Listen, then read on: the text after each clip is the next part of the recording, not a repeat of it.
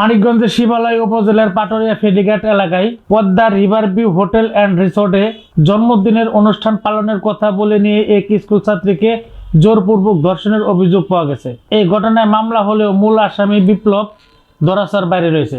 তবে তার দুই সহযোগী ওই শিক্ষার্থীর খালাতো বোন আর প্রেমিক দুজনকে গ্রেপ্তার করা হয়েছে।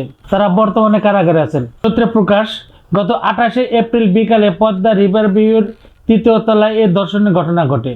এ বিষয়ে গত 1 মে থানায় মামলা দায়ের করেন ধর্ষণের শিকার শিক্ষার্থীর বাবা। মামলার অভিযোগ ও পুলিশ সূত্রে জানা যায়, ওই শিক্ষার্থী মানিকগঞ্জ শহরের একটি হাই স্কুলের 8ম শ্রেণীতে লেখাপড়া করে। গত 28 এপ্রিল তার জন্মদিন ছিল। জন্মদিন পালনের কথা বলে তারই আপন খালাতো বোন ও তার প্রেমিক কৌশলে পাটুরিয়া ঘাটে পদ্মা রিভার ভিউতে নিয়ে আসে। এরপর 3য় তলায় 2টি কক্ষ ভাড়া নেয় তারা।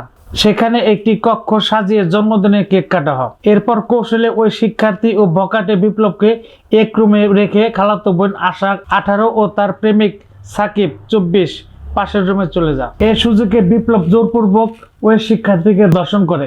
ধর্ষণের পর ধর্ষক বিপ্লব ঘটনাটি কাউকে না বলতে হত্যার হুমকি দেয়। এরপর তারা সবাই রিসোর্ট থেকে বেরিয়ে আসে। ঘটনার রাতে ওই শিক্ষার্থী বাড়ি ফিরে তার মাকে ঘটনা খুলে বলে। এদিকে ঘটনা জানাজানি হওয়ার পর ক্ষমতাসীন দলের এক প্রভাবশালী নেতার মধ্যস্থতায় ওই শিক্ষার্থীর খালাতো বোন আশা ও তার প্রেমিক সাকিবকে বিয়ে সম্পূর্ণ করে। কিন্তু মামলা হওয়ার পরও তারা দুজনে পুলিশের হাতে ধরা পড়ে। শিবালয় থানার ওসি আব্দুর রব সরকার জানান, ধর্ষণের ঘটনায় শিক্ষার্থীর বাবা বাধ্য হয়ে থানায় মামলা দায়ের করেছেন। 2 আসামি বর্তমানে জেল হাজতে রয়েছে। মূল আসামি বিপ্লবকে ধরতে কাজ করেছে থানা পুলিশ।